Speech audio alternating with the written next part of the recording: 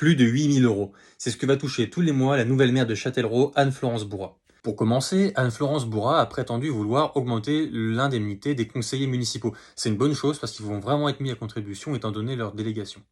Et pour pouvoir augmenter les conseillers municipaux, elle va diminuer l'indemnité des adjoints, qui vont pourtant avoir beaucoup de travail aussi.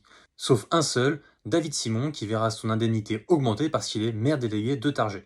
Alors en toute logique, elle diminuerait aussi son indemnité de maire, et pourtant non, elle va l'augmenter. Avec la première délibération, elle va passer à 3 600 et quelques euros. Avec la deuxième délibération, elle va passer à plus de 5 000 euros. Et enfin, il faut aussi souligner une chose, c'est que Madame Bourrat a un poste, entre autres, au département. Elle est donc à plus de 8 000 euros par mois. Alors bien sûr, dans une ville avec un taux de pauvreté à 24% et une situation politique et économique comme celle de la France, on peut se dire que c'est complètement débile, et on aurait raison de le penser. D'autant plus que le budget de la commune, il n'est pas infini, et ce qu'on met dans son indemnité, on va pas pouvoir le mettre dans des choses essentielles. C'est de l'argent qui sera pas mis à profit des ATSEM dans les écoles maternelles, auprès des agents de la voirie, ou encore dans les agents de l'état civil à la mairie. Tout simplement, ça sera pas mis à profit des habitantes et des habitants de Châtellerault, simplement au profit de Madame Bourrat. En tout cas, comme le conseil municipal n'est pas retransmis en direct, je vous ai filmé les interventions de la maire, de ses adjoints, mais aussi des oppositions. Et aussi du public, parce qu'il a beaucoup participé ce jour-là. Nous présentons donc deux délibérations. La première fixe les taux de base pour la maire, les adjoints et les conseillers délégués. La seconde applique les deux majorations prévues par la loi pour les communes qui y sont éligibles. Ces deux majorations sont légales et l'une d'entre elles, celle liée au statut de chef-lieu d'arrondissement, était déjà appliquée lors de la précédente mandature. Sur les montants proposés, les taux proposés correspondent strictement aux plafonds légaux pour une ville de la taille de Châtellerault. Il n'y a aucune surenchère, aucune création locale. Nous appliquons la loi, rien que la loi. Sur les comparaisons avec la mandature précédente, j'entends que certains s'interrogent sur les différences avec les indemnités perçues par le maire précédent. Il est important de rappeler des faits objectifs. Le maire précédent avait choisi de ne percevoir que 40% de son indemnité municipale. Ce choix était lié à sa situation personnelle. Il était retraité et percevait une autre indemnité exécutive en tant que président d'agglomération. La situation est différente aujourd'hui. Je ne suis pas présidente de l'agglomération. Je mets fin à mon activité professionnelle pour me consacrer pleinement à mon mandat, comme d'autres d'ailleurs avaient prévu de le faire en cas de victoire. Il est demandé au conseil municipal de fixer les taux suivants permettant le calcul des indemnités de fonction de base des adjoints et des conseillers municipaux délégués dans la limite de l'enveloppe indemnitaire globale annuelle. 25% de l'indice brut terminal de la fonction publique pour les adjoints, 10% de l'indice brut terminal de la fonction publique pour les conseillers municipaux délégués. De fixer l'indemnité du maire délégué de la commune associée de Targé à 44,3% de l'indice brut terminal de la fonction publique. Les indemnités de fonction de tous les élus seront payées mensuellement et revalorisées en fonction de la valeur du point d'indice des fonctionnaires, et d'inscrire les crédits nécessaires au budget communal. L'enveloppe indemnitaire, elle est calculée sur l'indemnité du maire et des 11 adjoints que vous avez désignés, conformément à un tableau et conformément à l'indice brut terminal de la fonction publique. Donc vous demandez, là il n'y a rien à dire, c'est légal, après on peut toujours prendre moins que ce qui est dans le tableau. Vous demandez au conseil municipal de voter votre indemnité au maximum autorisé et de voter la réduction de l'indemnité de 33 à 25% pour vos adjoints afin de redistribuer aux conseillers délégués. Cette décision, nous l'aurions prise également, excepté que dans notre redistribution, le maire contribuait à la cagnotte, ce qui visiblement n'est pas votre cas. Pour votre équipe, cette solidarité limitée au seul adjoint peut être un petit peu difficile à vivre. Oui, Madame la maire, merci.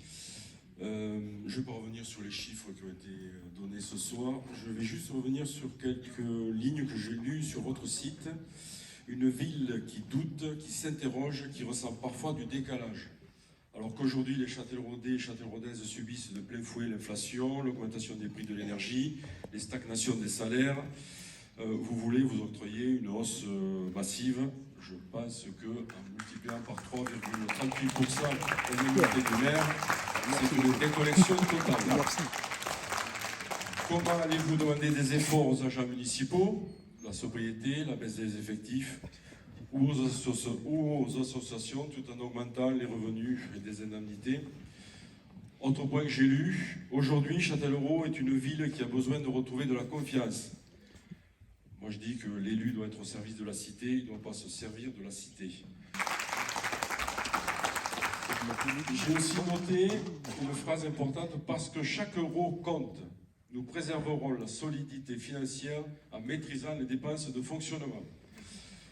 Avec cette augmentation, combien d'heures d'aide à domicile? Combien de repas à la cantine? Je vous pose la question. Je vais revenir sur un point pour Targé, plus 42% d'augmentation pour l'indemnité de maire délégué. On passe de 1280 à 1800 et quelques, 1800 mètres, c'est noté. Pourquoi une telle hausse alors que M. David Simon avait voté contre en 2020, en juin 2020? Je tiens aussi à préciser que pendant tout le mandat, M. David Simon a préconisé la baisse des taux fonciers, ce dont je suis aussi favorable pour la baisse des taux fonciers et après. Mais ce n'est pas en augmentant les indemnités qu'on va baisser les taux fonciers. Voilà. Donc, est-ce que c'est pour compenser les délégations à la ville? Je tiens à préciser que j'avais aussi de nombreuses délégations et je n'ai pas fait payer les Targiens pour les délégations sur Châtellerault. À moins que ce soit une manœuvre pour acheter une fidélité politique au sein du conseil municipal. Alors, vous nous demandez de la sobriété à nous, aux citoyens, mais vous pratiquez l'opulence pour l'effectif. Nous voterons contre cette délibération et celle qui suivra. À Stéphane Reynaud que la sobriété, c'est pouvoir peut-être aussi garantir que chacun puisse exercer un mandat sans perdre son revenu. C'est aussi une question d'équité démocratique. Et puis que les indemnités, ça représente moins de 0,025% du budget de fonctionnement et que, en revanche, un exécutif disponible, c'est 5% des projets qui avancent.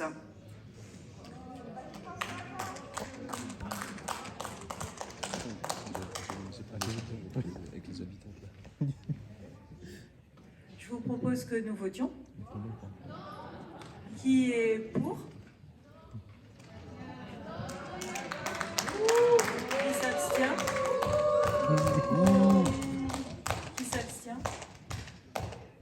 Qui est contre? C'est vrai, t'as raison.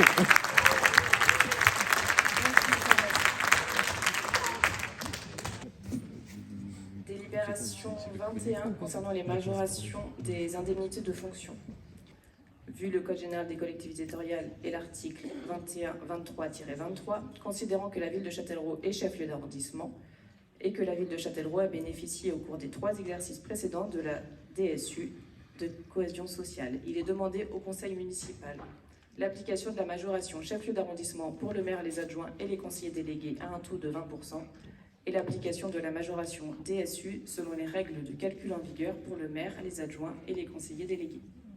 La dotation de solidarité urbaine constitue l'une des dotations de péréquation réservées par l'État aux communes en difficulté. Elle bénéficie aux villes dont les ressources ne permettent pas de couvrir l'ampleur des charges auxquelles elles sont confrontées et vise à répondre aux besoins des personnes les plus en difficulté. Et nous savons que le taux de pauvreté est très important dans notre commune. Elle sert entre autres à réaliser, notamment dans les quartiers politiques de la ville, des actions, à soutenir des associations, etc. Mais visiblement, ce n'est pas votre priorité. Déontologiquement, nous pouvons regretter que cette dotation, sous votre gouvernance, serve à majorer, par exemple, les indemnités de vos élus. C'en est presque indécent. Mais la loi le permet. Si c'est indécent, et la loi le permet quand même. Non, je vous coupe sur l'objet même. Vous avez confondu 2 choses, donc on vous réexpliquera ce que c'est que la DSU. Donc pour nous, c'est juste une question éthique et de pertinence budgétaire vis-à-vis de la commune. Pourtant, Madame la maire, vous siégiez précédemment au conseil municipal et connaissez les difficultés financières du budget. Une exemplarité aurait été de mise. Au global, Votre indemnité, Madame la maire, 5 260 €, quelque chose comme ça, est très élevée. C'est pour nous un très mauvais signe, en effet, envoyé au Châtelleraudais, d'autant que chacun sait ici que vous cumulez ce montant avec vos indemnités de vice-présidente communautaire et vice-présidente au conseil départemental.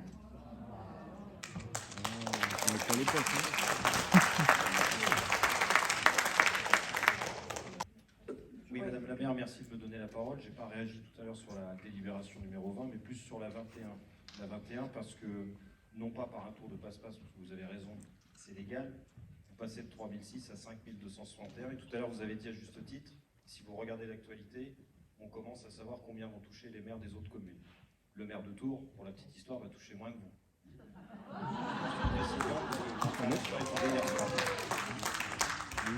La délibération qui nous est proposée ce soir appelle de notre part, et je dis bien de notre part, chers collègues, sur une vraie interrogation. Nous devons statuer sur l'enveloppe indemnitaire, et ce vote n'est pas un ajustement marginal, c'est un changement d'échelle.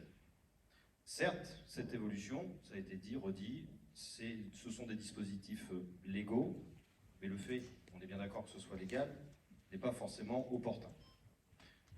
À juste titre, la dotation de solidarité urbaine et de cohésion sociale, la fameuse DSU, est versée à la ville de Châtellerault, ce qui veut dire que la ville est reconnue pour certaines difficultés sociales. Là-dessus, on est d'accord.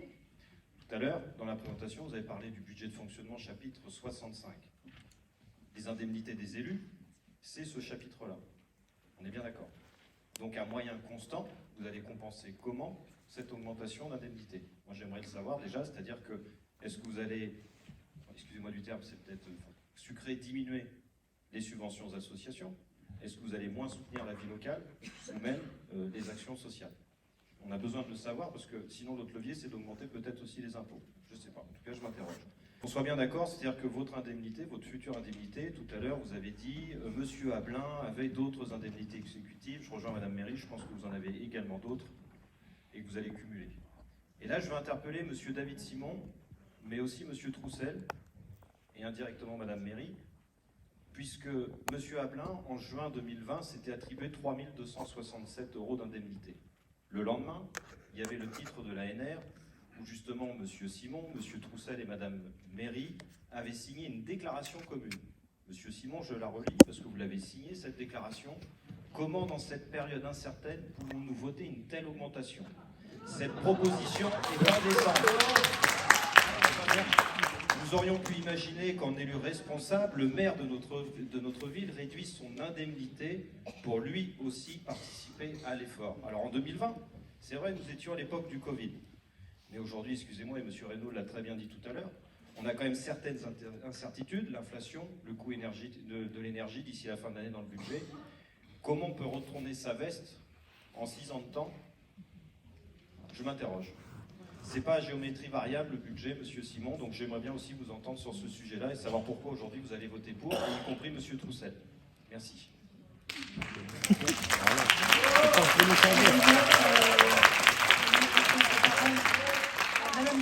Nos concitoyens font face à des difficultés importantes.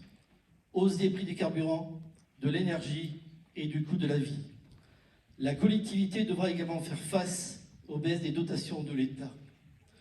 Dans une telle situation, chacun est appelé à faire des efforts. C'est pourquoi il nous semble inapproprié d'augmenter les indemnités aujourd'hui. Nous aurions pu comprendre cette décision si elle s'inscrivait dans une dynamique de travail déjà engagée, avec des projets aboutis et des actions concrètes en faveur de la population. Mais à ce stade, nous constatons qu'aucun projet structurant n'a encore été présenté.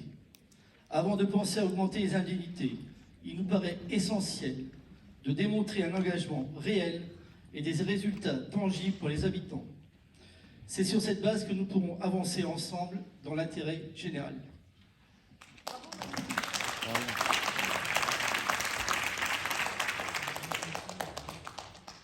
Je vous remercie pour vos interventions. Pour notre part, on reste fidèle à ce que nous avons dit.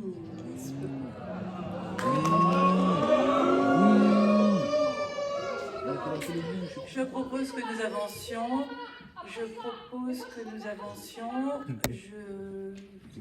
Est-ce qu'on a le droit de voter à bulletin secret? Parce que j'aimerais que tous les conseillers municipaux ici présents prennent conscience et aient le courage quand même de voter aussi. Contre, et je suis pas sûr qu'ils aient le courage de voter à Je propose la même idée que Thomas Bonin. Voilà Manu. Si vous le demandez, on peut voter à bulletin secret sans aucun problème. Voilà. Vas-y.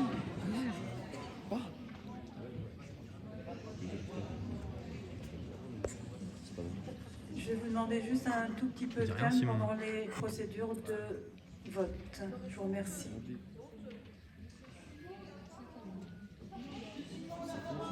T'es le meilleur, Simon.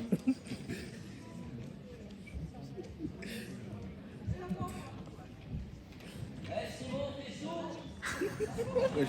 Ah, ça l'appelle comme ça, normal. Ah, c'est très cool. Qui c'est?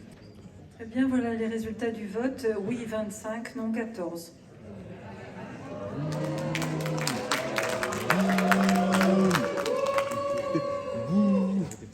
Je vous propose que nous passions à la délibération suivante, qui est une délibération